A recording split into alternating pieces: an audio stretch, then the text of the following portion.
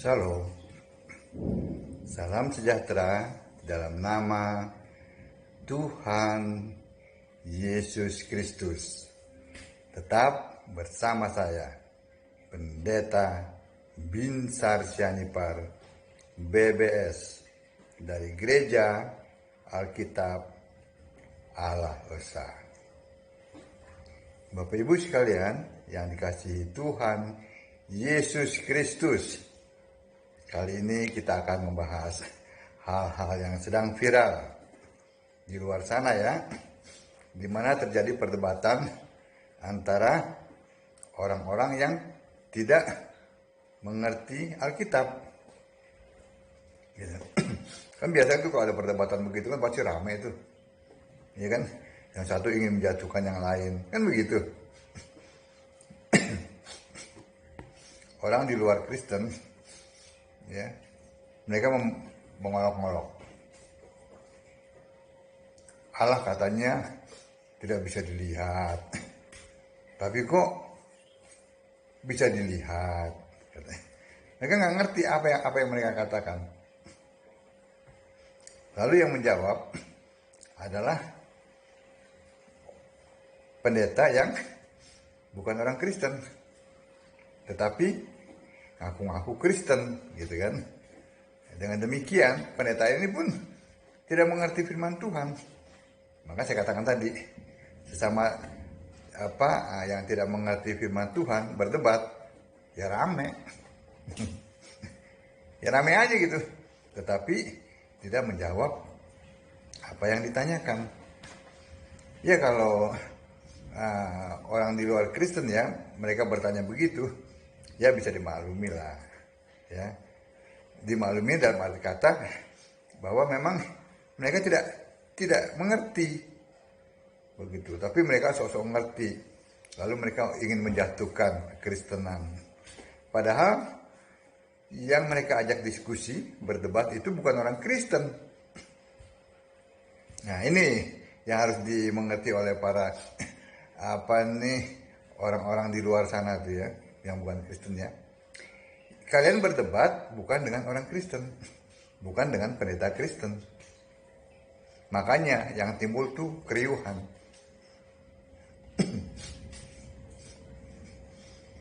Kalau kalian tidak mengerti Alkitab, ya tidak apa-apa. Sebab itu kalian bukan orang Kristen. Kan kalau kalian katakanlah setuju dengan Alkitab, ya kalian pasti kan bukan pemeluk agama lain, pasti kalian kan orang Kristen. Tapi karena kalian tidak setuju, ya tidak apa-apa, itu membuktikan bahwa kalian bukan orang Kristen. Jadi kalau kalian bertanya seperti itu harus ditujukan kepada orang Kristen, bukan kepada orang di luar Kristen, seperti yang sedang kalian hadapi, yaitu para pendeta dan romo Tritunggal. Itu bukan Kristen.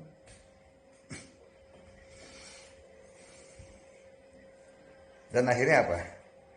Pendeta dan romo yang ngaku-ngaku Kristen, yang mereka itu sebenarnya Tritunggal, yang tidak mengerti Alkitab, mereka kelabakan dalam menjawab pertanyaan-pertanyaan ini. Iya gak? Kalau bagi orang Kristen ini bukan masalah. Ya, Allah yang bisa dilihat dan tidak bisa dilihat itu bukan masalah. Kenapa? Karena orang Kristen meyakini Allah itu maha kuasa. Dia datang kepada Abraham sebagai Allah yang maha kuasa. Ishak dan Yakub dirubah namanya menjadi Israel. Itu Allah yang maha kuasa. Ternyata Allah yang maha kuasa itu Yesus. Dalam Wahyu 1 ayat 8 itu Yesus. Sebab itu Allah satu, nggak ada Allah tiga pribadi. Pribadi tiga, pribadi satu, pribadi dua, pribadi tiga. Yesus ditempatkan dalam pribadi kedua, yang beda dengan pribadi satu, pribadi tiga. Apa-apaan itu? Itu kan tidak ada di Alkitab. Itulah makanya saya katakan, ini produk-produk dari teologi, ini menghasilkan sarjana-sarjana botol, yang akhirnya menjadi pendeta-pendeta botol, yang sok-sok jadi apologet, ngaku orang Kristen. Tapi menjawab hal-hal seperti ini aja, mana bisa? Iya kan? Berteologi, mencoba memahami Alkitab, tapi dari sudut pandang teologi, akhirnya yang disembah apa? Allah yang tidak ada di Alkitab, Allah Tritunggal. Mana ada Allah Tritunggal di Alkitab? Allah pribadi, si Bapa itu. Mana ayatnya? Nggak ada kan?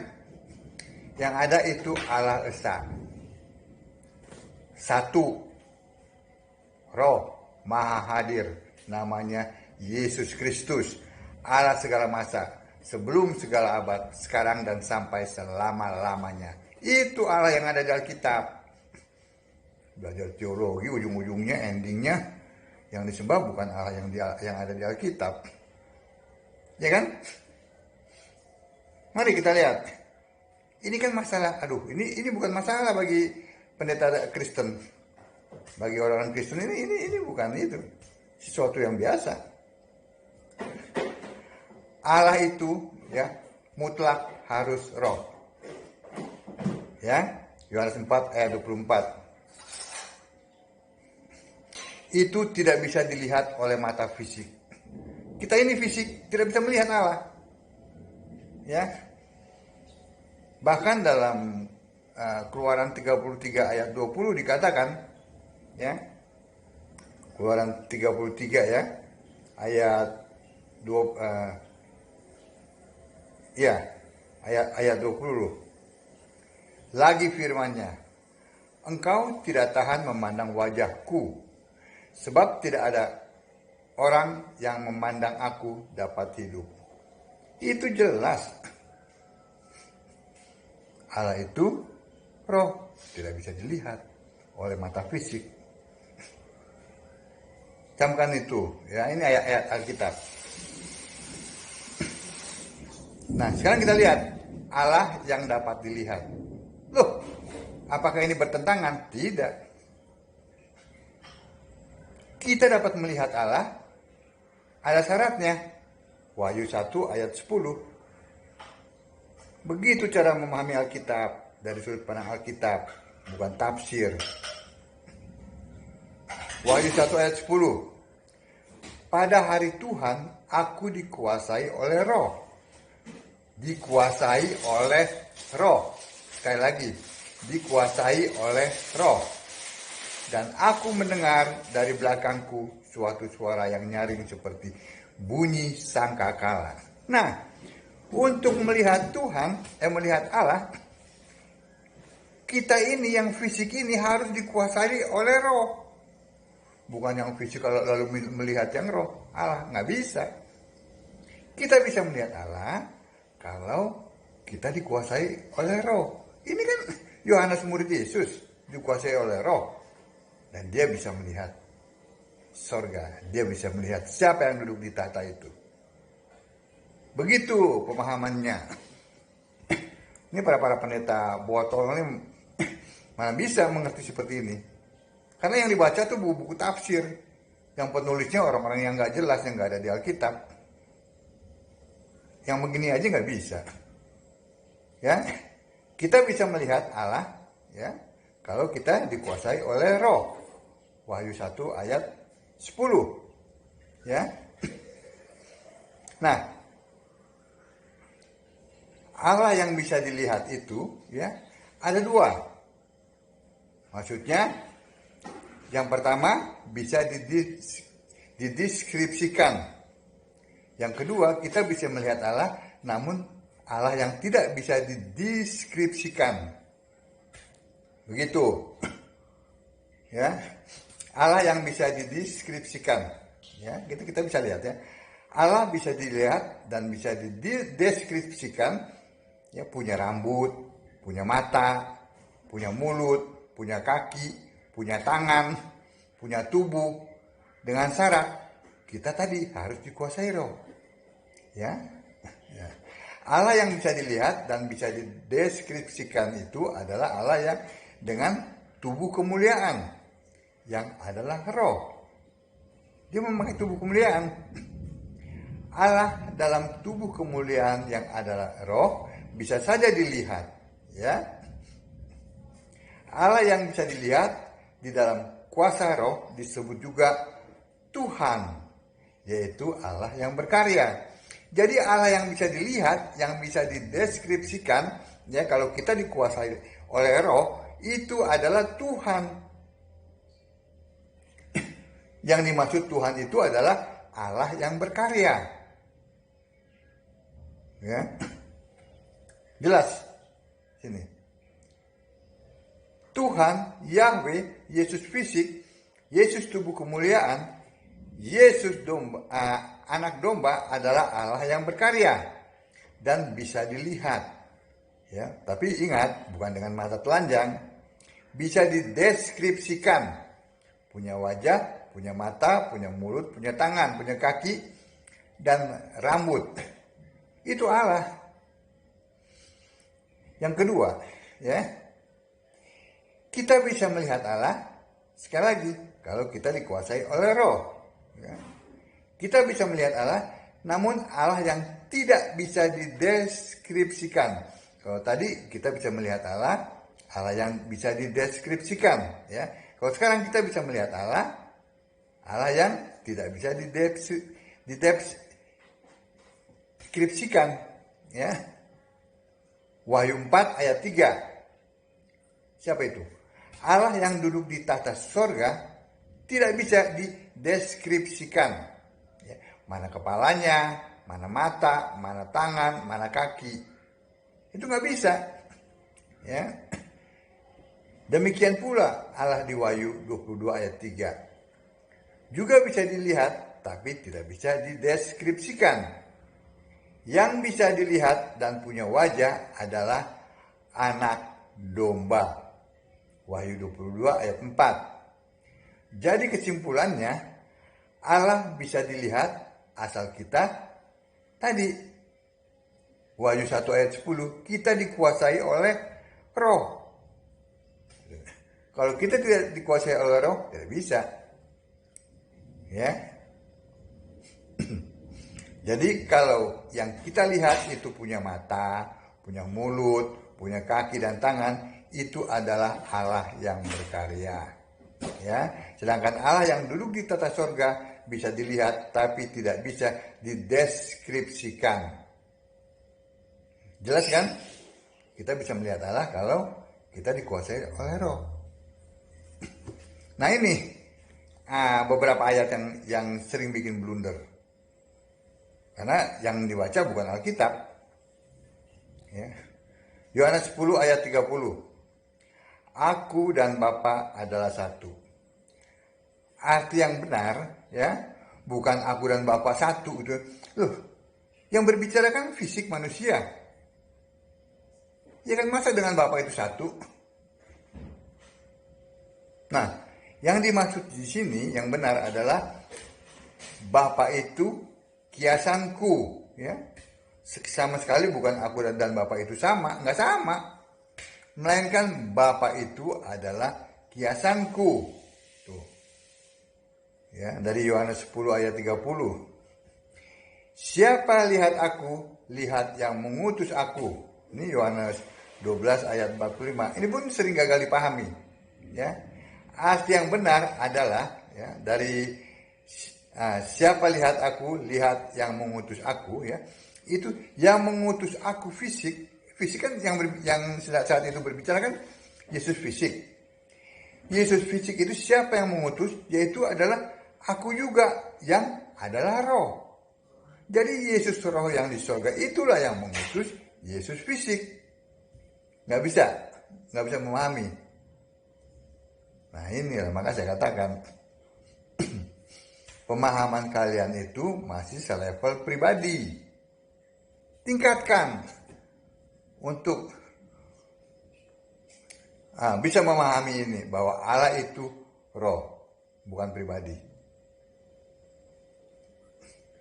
Yohanes 14 ayat 2. Ini pun sering digagal pahami. Di rumah Bapakku banyak tempat.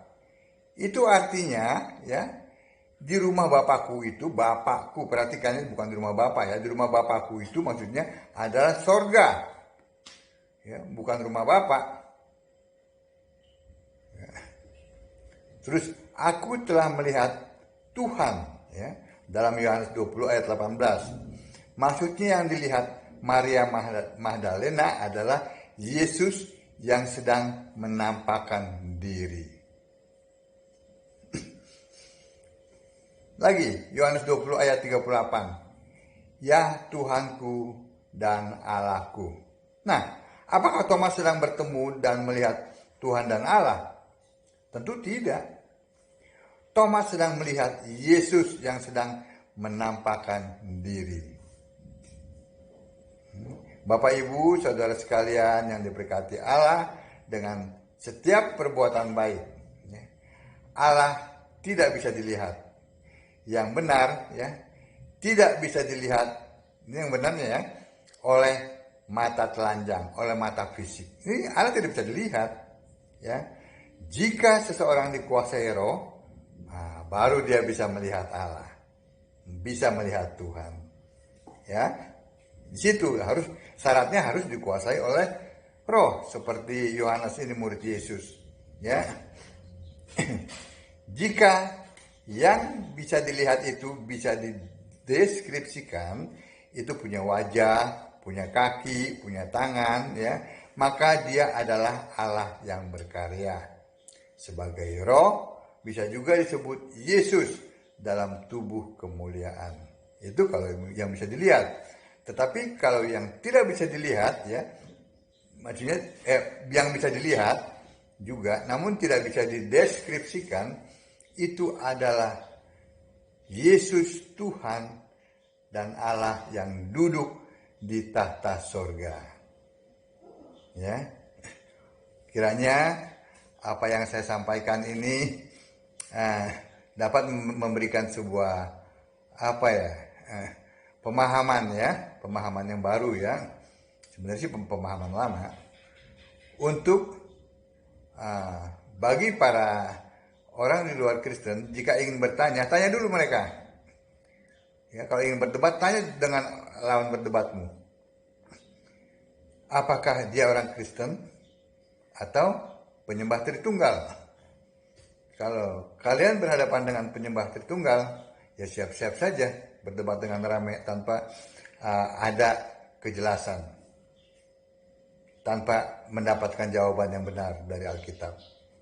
Nah, kalau kalian bertanya kepada para pendeta Kristen, ya, yang adalah penyembah Yesus satu-satunya Tuhan Allah yang benar, Allah yang penuh hikmat, ya, Allah segala masa, sebelum segala abad, sekarang dan sampai selama-lamanya, maka kalian akan mendapat jawaban dari sudut pandang Alkitab. Jadi nggak akan rame, nggak akan muter-muter. Amin. Nah, untuk Bapak Ibu sekalian yang saya kasih di dalam nama Tuhan Yesus Kristus, tetap baca Alkitab dan sembahlah Yesus sebagai satu-satunya Tuhan Allah yang benar, Allah yang penuh hikmat, Allah segala masa, sebelum segala abad, sekarang dan sampai selama-lamanya. Amin. Shalom.